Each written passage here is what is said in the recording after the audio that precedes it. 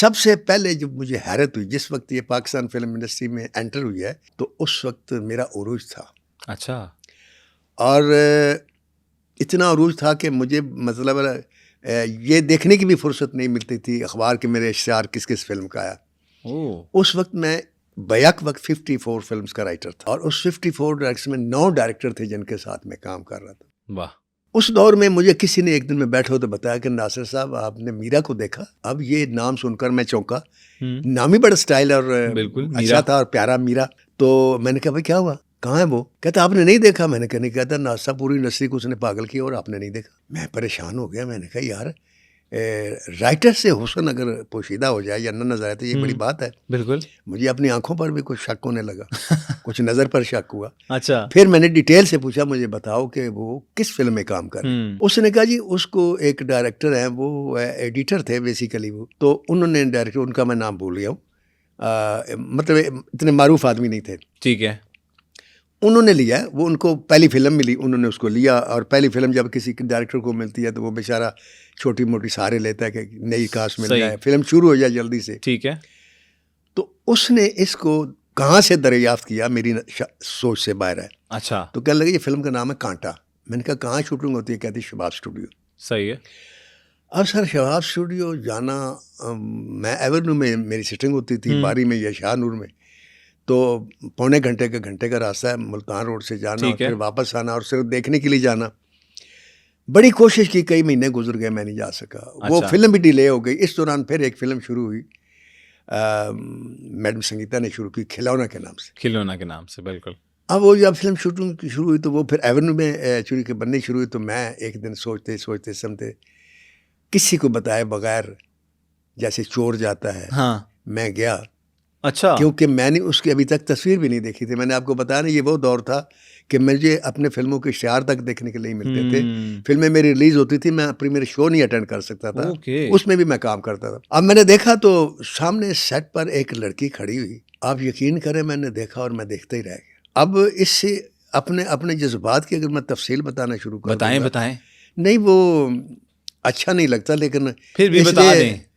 آپ یقین کرو میرا جی کیا کہ میری جتنی فلمیں ان کی ہیروئن یہ ہو. پہلے جو ذہن میں میرے بات ہے وہ یہ تھی, میرا کو دیکھ کے. میرا کو دیکھا, لیکن اس کی میں نے پرفارمنس نہیں دیکھی کیونکہ کانٹا تو ڈیلے ہوگی. ہاں, فلم سب سے پہلے ریلیز بھی یہی ہوئی کھلونا. All right. تو میں نے اس کا شارٹ بھی دیکھا, وہ کھڑی تھی سیٹ پر اور میڈم سنگیتا جو اپنے ادھر ادھر کچھ کام کافی رش تھا, لیکن میں نے دیکھا جتنے لوگ تھے وہ صرف اس لڑکی کو دیکھ رہے تھے.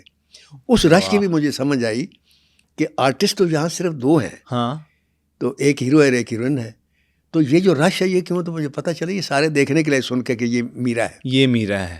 اوہ, پہلی خواہش میرے دل میں یہ پیدا ہوئی کہ کاش میری ہر فلم کی ہیروئن یہ لڑکی ہوتی. کیا بات ہے. دوسری میرے دل میں یہ خواہش پیدا ہوئی کہ یار میں نے نرگس کو انٹروڈیوس کرایا, نادرا کو انٹروڈیوس کرایا, نیلی کو انٹروڈیوس کروایا, کاش اس کو بھی میں ہی انٹروڈیوس کرواتا. اوہ, تاریخ میں لکھا جاتا ہے. کہیں ریگریٹ مطلب ایک دماغ میں آیا کہ یار یہ میں لانچ کیوں نہیں کر سکا, کر نہیں سکا. ٹھیک ہے. اس کے بعد پھر میں نے سوچا کہ اب میرا دل کرے کہ یہ میں جب لکھنے بیٹھوں نا تو یہ لڑکی میرے سامنے بیٹھی ہو.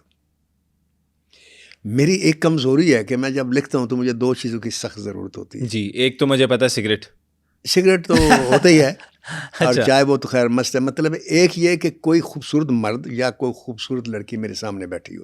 اچھا. بات میرے ساتھ کوئی نہ کرے, باتیں وہ اپنی کرے, لیکن میرے سامنے بیٹھے ہو. جب میں اپنے سین سے نظر اٹھاؤں تو میں ادھر دیکھوں, یا کوئی اونچی آواز میں گانا چل رہا ہو. اچھا. یا ٹرین میرے پاس سے گڑ گڑ گڑ گڑ گڑ گڑ کر کے گزرتی ہو. یہ میری ویکنیسز ہیں. ٹھیک ہے. تو جو آخری یہ خواہش تھی وہ یہ تھی کہ کاش میں جہاں لکھتا ہوں یہ یہاں آ کر بیٹھ جائے. اب جتنی وہ میری شدید خواہش تھی اتنا ہی اس کے ریورس ہوا. اچھا. مطلب اس کے بعد جب میں نے سیٹ پہ دیکھا اس کے بعد میں اسے دیکھ بھی نہیں سکا. اس کی وجہ یہ ہے کہ وہ شوٹنگ پہ آتی تھی, میں لوگوں کے کام کر رہا ہوتا تھا, اور کام سے زیادہ کبھی کسی زندگی میں نے کسی چیز کو پریفرنس نہیں دی. ٹھیک ہے. تو میں نے اگر زندگی میں ٹوٹ کر کسی چیز کو چاہا اپنے اللہ کے بعد اور اس کے رسول صلی اللہ علیہ وسلم کے بعد, تو صرف اپنے کام کو چاہا. واہ, ماشاء اللہ. اس کے ساتھ عشق کیا میں نے. کیا بات ہے. تو میرے اس سچے عشق کو دیکھ کر کام آج تک میرے ساتھ ہے. وہ عشق میرا آج بھی جاری ہے, اللہ اسے قائم رکھے جی. تو نہ تو وہ سامنے بیٹھنے والا مرحلہ آ سکا, نہ وہ میری فلم میں ہی آ سکی. اس کی وجہ یہ تھی کہ میں مینوریٹڈ میں رائٹر تھا. فلمیں سلطان رائی, مطلب وہ جس طرح کی فلمیں تھیں فیمیل اتنی زیادہ, تو اس وقت یہ ریما یہ بڑے عروج پر تھیں. صحیح ہے. اور یہ ساری جو لڑکیاں تھیں یہ کانشیس ہو گئیں اس لڑکی سے جو کھلونے میں کام کر رہی تھی. ٹھیک ہے, یہ سارے لوگ جتنے بھی آرٹسٹ کام سب کر رہے تھے کانشیس ہو گئے. گئے. اب اس سے آگے جانے سے پہلے میں آپ کو ایک بڑی مزیداری کی بات بتانا چاہتا ہوں. جی سر. کہ میں نے ایک آدمی کو بلایا, میں نے کہا تم میرا کے بارے میں کیا جانتے ہو؟ اچھا. کہتے ہیں میں بہت کچھ جانتا ہوں. میں نے کہا مجھے بتائیں. اس نے جب گفتگو شروع کی, جب پہلے جملہ بولا نا تو وہ جیسے فلم میں کہ ہیوی نہیں بینگ پڑتا ڈم, وہ پڑا مجھے بینگ. وہ اس لیے کہ ہماری انڈسٹری میں آپ کو پتہ ہے جو لڑکیاں آتی ہیں کہاں سے آتی ہیں. جی جی. تو میں بھی سمجھا یہیں سے آتی تھی. ہاں آتی تھی. میں نے کہا یہیں سے آئی ہوگی یہ بھی. آپ یقین کریں جب اس نے مجھے یہ بتایا کہ یہ لڑکی نجیب الطرفین سید ہے, مجھے تو سکتا ہو گیا. اب دیکھیں نا فلم انڈسٹری, ہیروئن اور سید اور نجیب الطرفین. تیری خیر. سر یہ بھی تھوڑا سا ایکسپلین کر سکتے ہیں آپ ہماری آڈینس جن کو نہیں پتا ان کے لیے کہہ رہا ہوں. جی کیا نجیب الطرفین؟ نجیب الطرفین وہ ہوتا ہے جس کی ماں بھی وہی نسل سے ہو اور باپ بھی اس نسل سے, یعنی ماں بھی سیدہ تھی باپ بھی سید, اور اسے کہتے ہیں پیور سید وہی ہوتا ہے. ہاں جو نجیب الطرفین ہو. بالکل. تو اگر فرض کرو باپ سید ہو بیوی سید نہ ہو تو اس کو نجیب الطرفین نہیں کہتے. ارتضا رباب اس کا نام تھا, میرا کا. میں نے اس آدمی سے کہا, میں نے کہا یار آج میں کام نہیں کروں گا, مجھے اس کی باتیں بتاؤ شروع سے. ٹھیک ہے. تو اس نے مجھے بتانا شروع کیا. یہ شیخوپورہ کی میں پیدا ہوئی. ٹھیک ہے. ماں اس کی اسکول ٹیچر تھی, آل رائٹ, سیدہ تھی, باپ سید تھا. اور بے پناہ جو سید گھرانے میں ہوتا ہے, پردہ بھی اور مذہب بھی اور روحانیت بھی اور سب کچھ. ان کے ساتھ بیٹھے ہو آپ کو ویسی ایک اچھی پازیٹیو وائب آتی ہے. سر میرے کچھ دوست احباب ہیں بہت کم جن کے ساتھ میں بیٹھتا ہوں اکثر, تو وہ کچھ بھی نہ بولیں, مطلب وہ خاموشی سے بھی بیٹھے ہو نا اس جگہ پر, تو میں کہتا ہوں اس میں سکون ہی کچھ اور ہوتا ہے. ان میں سر فہرست میں ہوں, یہ کہیں نا سر آپ ہیں. ہاں بس اگر نہ کہتے تو میں لڑ پڑتا. اچھا جی سر.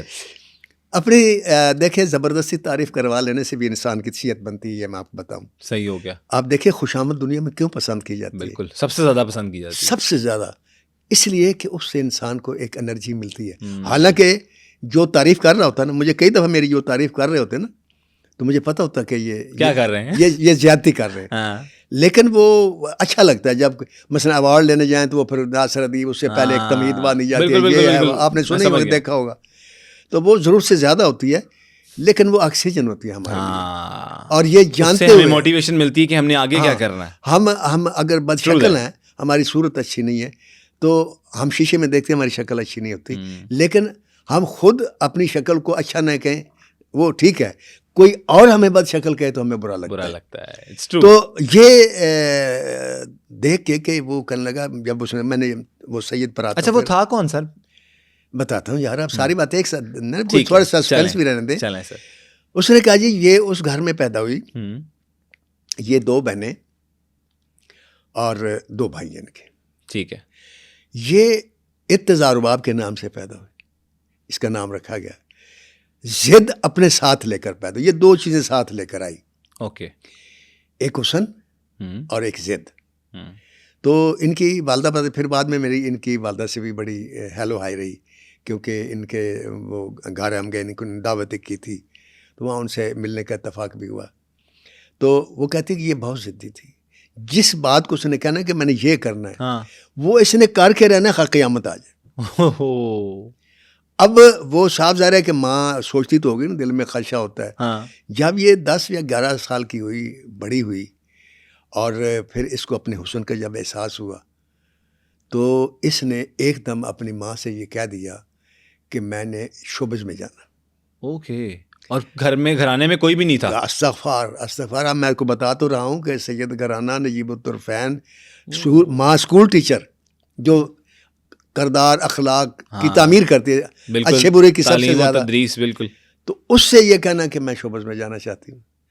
اب اس کے منہ سے یہ جملہ نکلا.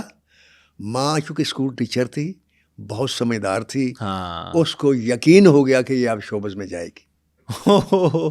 اب مسئلہ تھا باپ کا. اچھا اب جناب باپ کا مسئلہ نہیں تھا, پھر ساتھ ماموں بھی تھے, یعنی اس لڑکی جو ماں کے بھائی تھے. بالکل. یہ جب ریومر چلی خاندان میں کہ یہ شوبز میں جانا چاہتی ہے, تو باپ نے تو مخالفت کی, بھائیوں نے بھی جو کرنی تھی وہ کی, لیکن سب سے شدید مخالفت جو ان کے ماموں تھے انہوں نے کی. یہاں تک انہوں نے کہا کہ ہم اسے قتل کر دیں گے, مار دیں گے. اس خوف کے ماحول میں, ان دھمکیوں کے ماحول میں یہ لڑکی اپنے فیصلے پر قائم رہی. جانا ہے تو جانا ہے. اس نے کہا جی میں قتل ہو جاؤں, میں مر جاؤں, میں کچھ بھی ہو جائے, میں نے شوبز میں جانا. یہ ڈیٹیل میں نے آپ کو اس لیے سنائی ہے کہ آپ اس سے یہ دیکھیں کہ پیشن کتنا تھا اس کے اندر. بالکل. اب دیکھیں نا, ورنہ لڑکے ہوتے ہیں ان کے لیے تو خیر اتنا کوئی پرابلم نہیں ہوتا, لڑکیوں کے لیے بھی یہاں جو ہمارے انڈسٹری میں تو آتی ہیں ان کے لیے کوئی ایسا پرابلم نہیں ہوتا. ٹھیک ہے. اکثر کا جو میں نے نوٹ کیا وہ فلم میں آتی ہیں ہاں جی, شہرت حاصل کرنے کے لیے. ٹھیک ہے. شہرت ان کو چاہیے. آپ کو پتہ ہے شہرت بکتی ہے, شہرت کی بولی لگتی ہے. اچھا. ہاں جی, دیکھیں نا ایک لڑکی, میں ایک مثال دے رہا ہوں جی, ایک ہیروئن ہے, کوئی بھی ہے ہماری, ہاں جی, وہ بڑی خوبصورت ہے, لیکن اس سے کئی خوبصورت لڑکیاں آپ نے دیکھی ہوگی محلے میں پھرتی ہیں. ہاں ہوتی ہیں بالکل. لیکن یہ جو لڑکی آئی اس کے پیچھے یہ بات نہیں تھی کہ مجھے شہرت چاہیے, اس کی وجہ تھا کہ میں نے شعبہ میں نام پیدا کرنا ہے. اچھا. اور میں نے کام کرنا ہے. ایک پیشن, یہ وہ پیشن ہے جو میں دیکھتا ہوں اپنے میری انڈسٹری میں اس دور میں تھا جب سبیہ خانم اور مسرت نذیر فلموں میں تھیں. یہ پیشن بابرہ شریف تک قائم رہا, شبنم تک قائم رہا. اچھا.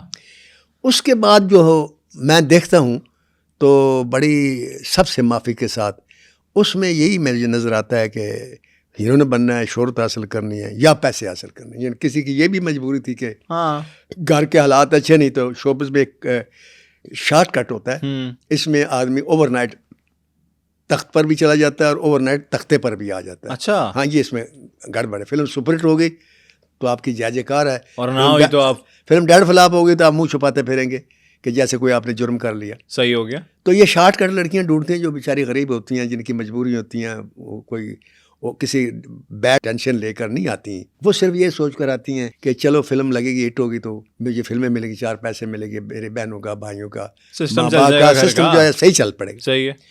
تو یہاں آتی ہے شہرت حاصل کرنے. بہت کم لڑکیاں ایسی ہماری انڈسٹری میں, یہ جب سے میں رائٹر بنا ہوں, میں تب کی بات کروں, پہلے کا مجھے نہیں پتا. تو کام سے عشق کرنے والی لڑکی جو ہے نا وہ اتنی نظر نہیں آئی کبھی کہ جو کام سے عشق ہو. صحیح ہے.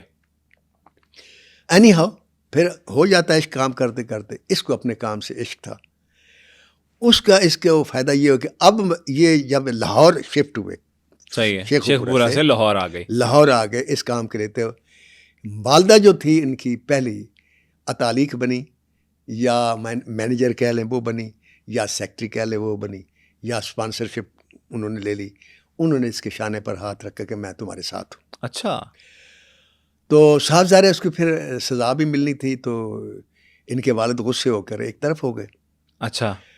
اور ماں جو لے کر اپنی بیٹی کو پالتی اور سنبھالتی, اور اس انڈسٹری کے ایک ایسے آدمی کے پاس لے آئی جو غیر معروف تھا, جس نے کانٹا شروع کی. ٹھیک ہے. لیکن اس کا شباب اسٹوڈیو سے جو تصویریں تھیں اور حسن تھا, جو چرچا تھا, جو ماؤتھ پبلسٹی تھی, ہاں جی, وہ پھیلتے پھیلتے لالی ووڈ کے ہر دفتر میں پہنچ گئی. اوکے.